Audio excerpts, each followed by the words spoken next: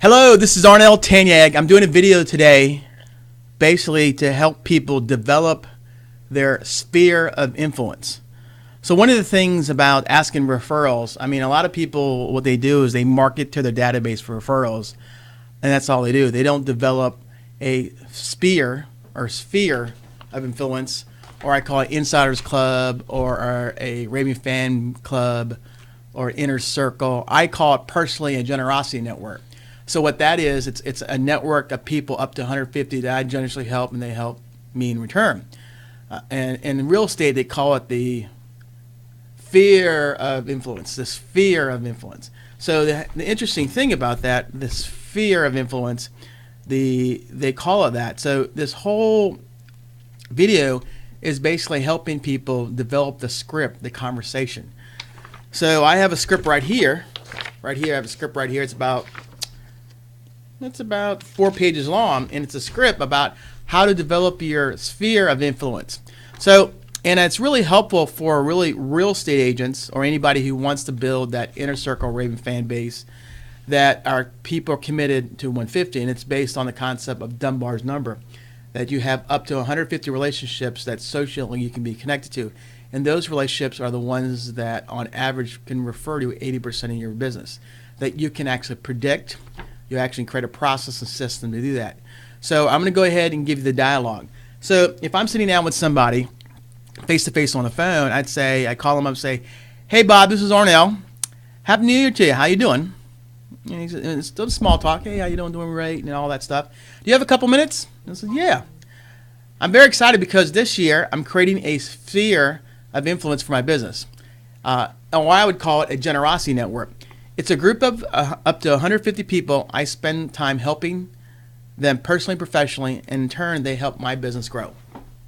I believe you'd be a great candidate to be part of my sphere of influence, but I want to know if I can ask you some questions on the phone, or we can set up a one-to-one this week or next week, talk about it. Now, I prefer to ask these questions on the phone because there's no reason to set up a one-to-one with somebody if they're not qualified to become your sphere of influence.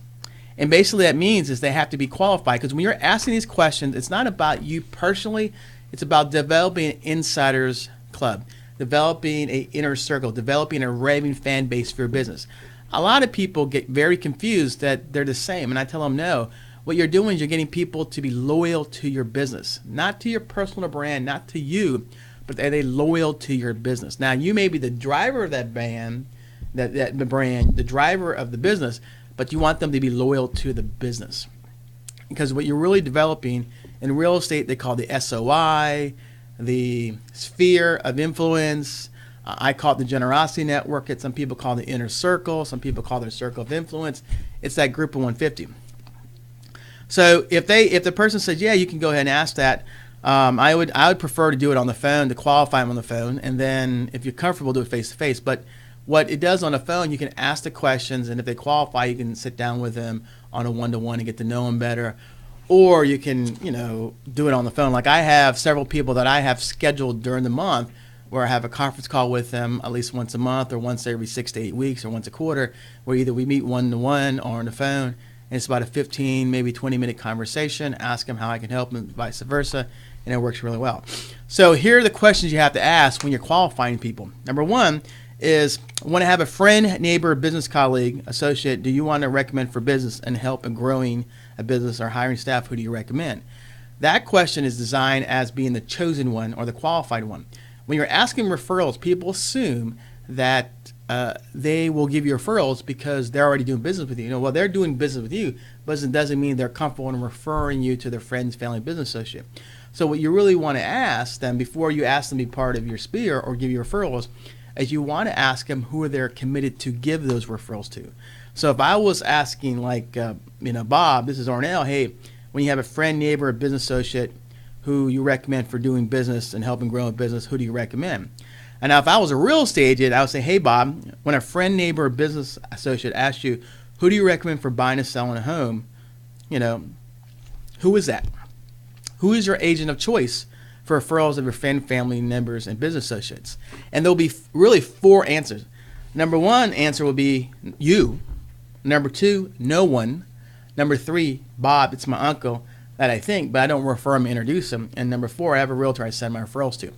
Because when you ask this question, number 1, it's really about the chosen one. Are you the chosen person, not only top of mind, but top of influence?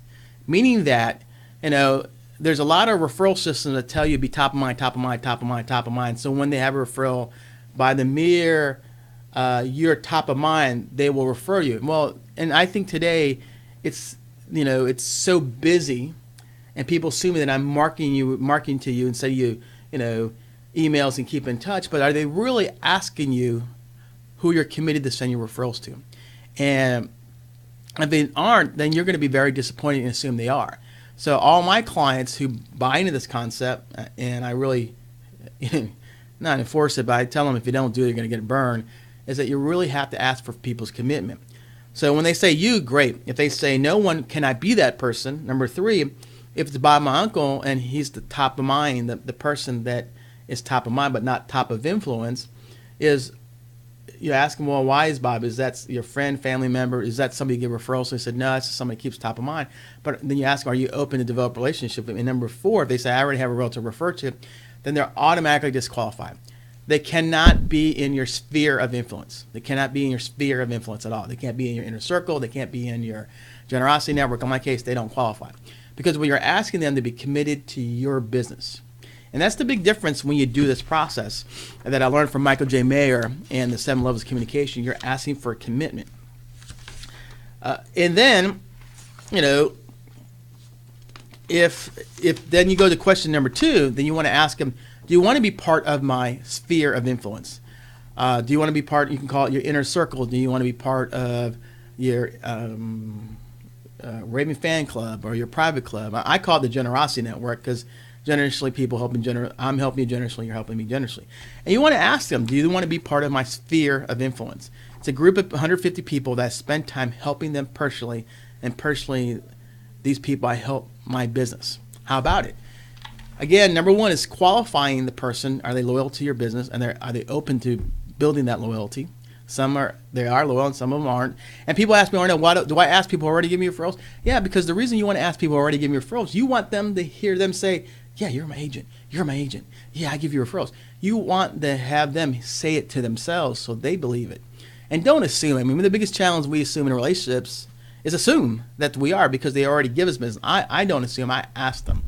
Because I want them to not only because I market to them to inform them, but I always want to market to influence them. I want to make sure that it's not because I'm good at marketing only. It's because I have a committed understanding or agreement or relationship that are committed to help my business.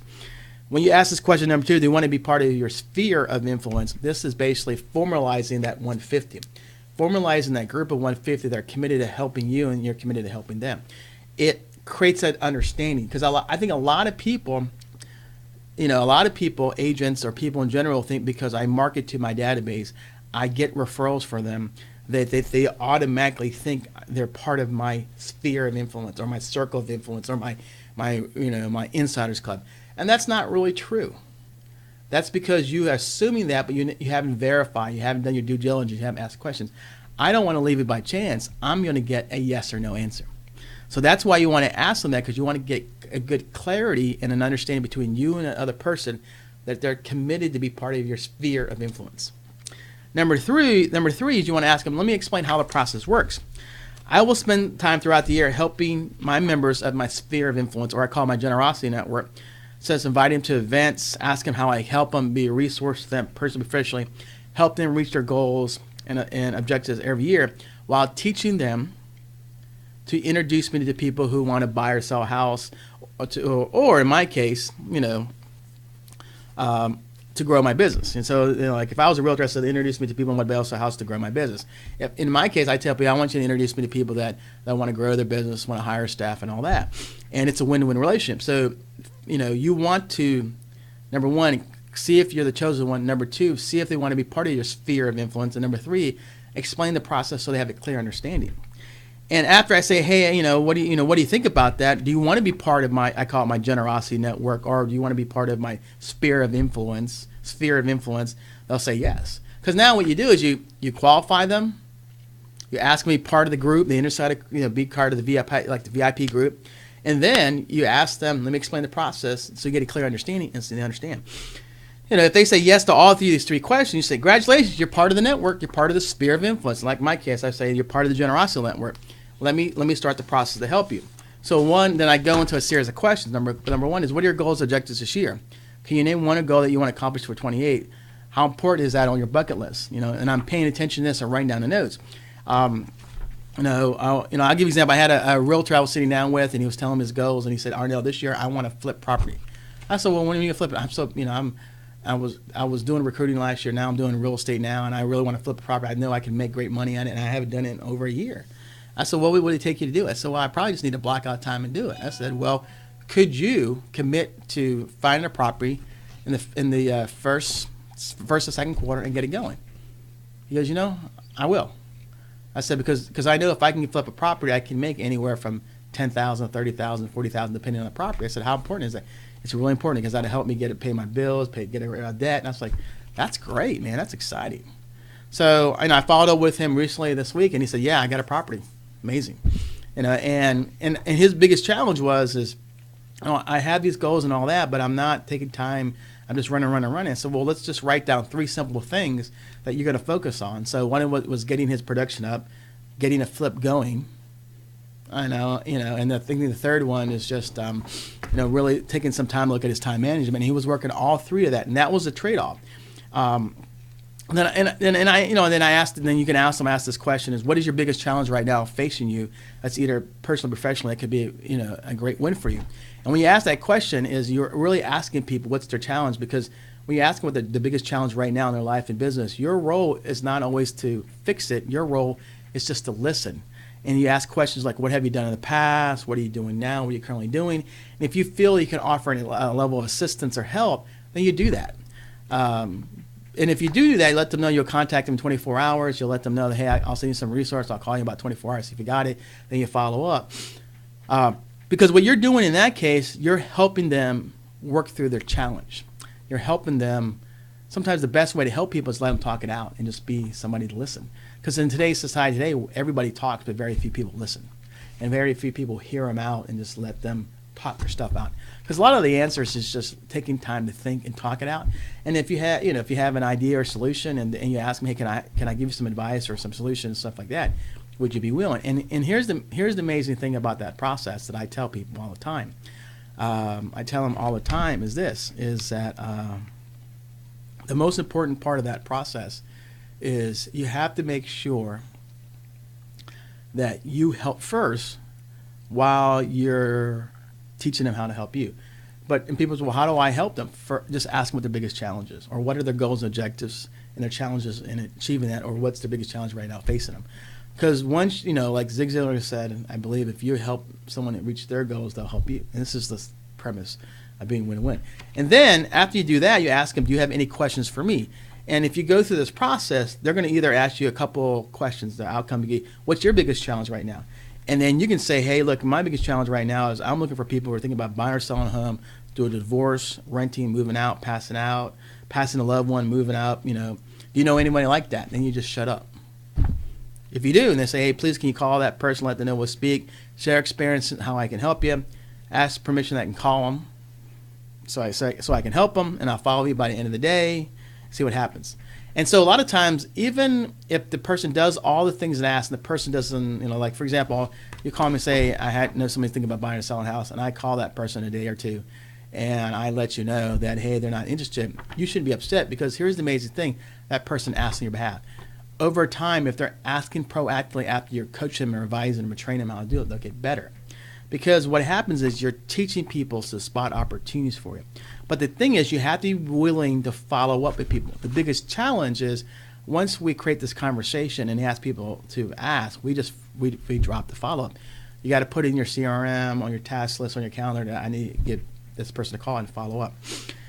If they'll maybe ask you in this case what's your biggest challenge, or they'll ask you what your goals and objectives, and you go again, you say, hey, one of my goals and objectives, I have faith this year that that my members of my sphere of influence, like you, will be able to introduce people who are thinking of buying or selling or renting. You ask the same question, You know, and the third one, if they don't have any, if they, if you ask them, do you have any questions for me?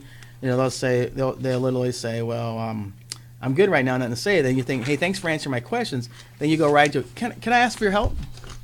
They're like, well, and be silent. So, well, I'll let them answer first. Oh, let's say, how can I help you?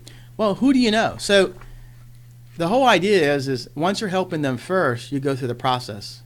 What's your goals and objectives? What is your biggest challenge right now? Help them. They ask them, do you have any questions for me? And they should follow in line of your process. What's your goals? What's your objections? What's your biggest challenges? And your help is getting introductions or referrals to people buying or selling, or like my case, people want to grow a business, increase their referrals, hire staff, really want to take it to the next level. And if they don't ask what your goals are, what your biggest challenge is, then you'll say, hey, you say to them, hey, can I ask for your help? And then you go right into your spiel again. And at the end, you wrap it up. Hey, thanks for your time. I'm excited to be part of my sphere of influence. You'll be hearing from me soon. Now, if you have to do a follow-up, you have to do a follow-up, let them know. But here's the amazing thing about the process. Imagine you had 10 people just start out in 90 days, and you're calling them at least once a month or once every, like maybe out of the 10, 3 of them are you calling once a month. The other 7 are probably once every 6 to 8 weeks. So you're now have a proactive system asking for proactive referrals.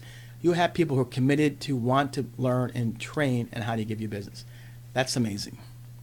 Now, I have a couple people that I call up anywhere from a month to 6 weeks to every other month to once a quarter to once every 3 or 4 months, twice a year, where they're willing to give me introductions. I just have to sit down with them on the phone, face-to-face, sit down with them, call on the phone, and go through the process. And the funny thing is, I'm not always giving them referrals and introduction. I'm just being a resource to them. I am helping them figure out how to work out their problems. And I find out when you do this process, the goal and objective is to qualify them. Number one, if they want to be part of your sphere of influence, and that's number one. Number two, are they qualified? Are they going to give you the referrals? Other friends and family, business associates, and you don't ask them, you want to give me referrals, you ask them the chosen one. Who do, by the way, you have a friend or family member or business colleague, who do you refer somebody buys or sell a house, who comes to mind? That's what the question you ask. And then ask them, be part of the sphere. And then the last one is, let me explain the process, how we're going to help each other. So you got qualification as the expert. Number two, do you want to be part of the sphere? Number three, let me explain how the process works. Then let me help you first. What's your goals and objectives? What's your biggest challenge? And then you ask them, do you have any questions for me? Boom, boom, boom, boom. They should ask for the same. If they don't, hey, can I ask for your help? And you just keep repeating the process. Because here's the amazing thing about that. That type of asking works simultaneously in a win-win, because you're helping them while they're helping you. And the difference is they're not helping you personally, they're helping your business. That's why you have to ask the question, do they see you as the expert? Do they see you as the one getting referrals? Do they want to be part of your sphere of influence? And a third one, do they understand how the process works? Then you go right into, here's how I'll help you, and in turn, let me ask you how to help me. And I've been doing that process over the last 3 or 4 months, and I have anywhere from 15 to 16 people in my sphere of influence, or I call my generosity network, who are giving me referrals. Because they're committed at some level to help me as much as I'm willing to help them. And it's not a tick for a tack. It's not a referral introduction. Sometimes it's just being a guy who will help them work through their stuff. Because helping doesn't have to be get business. Helping could be, let's talk stuff out. Let me brainstorm with you. Let me give you some resources. Doesn't mean I can't give them some introduction. I may not give them any referrals, but maybe the help I do give them is ideas or just talking stuff out. And then the trade-off is I'm going to teach them how to help me. In my case, I want introductions. So I'm hoping this video is going to be very helpful, because if you're a client of mine, you most likely will be sent the script. And with the script, what you can do is you can take the script and practice it, and you can listen to the video. Because sometimes when you listen to the video, it helps you formalize the conversation. Because what you have to do when you're doing this process is, you have to copy the script. I would highly recommend a copy every word, or at least cover the main points, which is number one, qualify them. Are you the chosen one for that specific person in the industry, like a realtor, business advisor, coach? Number two, do they want to be part of your sphere of influence? In my case, Generosity Network. Number three, do they understand the process? Then once they get yes, they go into number four, which is, what are your goals and objectives? What's your biggest challenge right now? I can help you. And then number five, you ask them, can you help me, or do you have any questions for me? And then they normally should ask the same thing you ask. If not, you just say to them, hey, can I ask you a question? Can you help me? And then you go right there. Because what will eventually happen is your goal is to teach people how to introduce or refer you. But the amazing thing, people will say, how do I know this works? Well, you're going to track every conversation you have with people and see if they're willing to do two things. Make the effort to make the introduction or referral, and be coached. And what I find out, if someone is making the effort and they're willing to be coached on the who, the how, and the what, they're going to get better at referring you. And if they're in a target market relationships, or they're an influencer, and they're very well connected, or successful, they just need to say who, how, and what, and then boom, they get you in front of the person. But the thing I like about this is, because if you're building a referral-based business, you don't want to build it by just marketing to your database. You want to market to your database and influence your sphere of influence. And I call it influence your Generosity Network. You want to do both, but in turn, if you influence your sphere of influence or your Generosity Network, you can get 80% of your business from that, because what you're going to be doing is coaching, advising, and training people how to refer you consistently. And the amazing thing, when you do that, your referrals will double. And if you teach people how to get really good at spotting the who, what to say, and how, they're bringing people to you versus you're just going, like, here's one of the things I tell people all the time is, we get a lot of referrals. Okay, tell me what you do every day or week to generate it. And you're like, I don't know. So, you don't know what you're doing. I said, well, you don't know what activity? No, just come. I said, well, how many do you have? Well, I get 6. Well, who are they coming from? It's sporadic. So that base telling me you have a great service or product service. You have people who love you, but there's nobody else in your market or nobody else giving you referrals. And as soon as somebody comes in there and your industry takes it over, this and that, or wows those relationships, you're going to have any. They're like, really? And it depends sometimes on the nature of your business. If you're like a business of high need, like a plumber or a contractor, and you do a very unique service product, people just usually stay with you. But here's the thing is, you're not going to grow anymore. And you don't need to be marketing to the masses. What you need to do is you need to influence up to 150 people. And people always say, do I need 150? No. You only may need 15. You only may need 20. The goal and objective is identify those relationships, develop them into giving you introduction referrals while you're helping them. And I have to give a lot of credit to Michael J. Mayer with 7L, 7 levels of communication and Referco, because all the years I've been doing this is I've figured out platform, and I'm not even a realtor, but I've used his information, and I'm certified as a certified referral trainer to actually, I'm going to pull out the book, to train on this book called the 7L, and I go to training twice a year in Atlanta. I went in January and go in August to train on this. And I've been looking for a process like this because my business is purely off referral, and I know this works. And the people who do this get business out of it, but you have to be very particular about asking the right questions. And I know over the last 6 months, especially in the last 90 days, I've been very particular about asking this, and I'm getting more referrals by working my Generosity Network, where most realtors call it the SOI, or sphere of influence. I just call it Generosity Network. Again, I hope this video helps. If you're a client of mine, you'll have the script and you can practice it. So if you have any other questions, don't hesitate to reach out to me. It's 757-754-6918, 757-754-6918. I hope this is helpful. Thanks.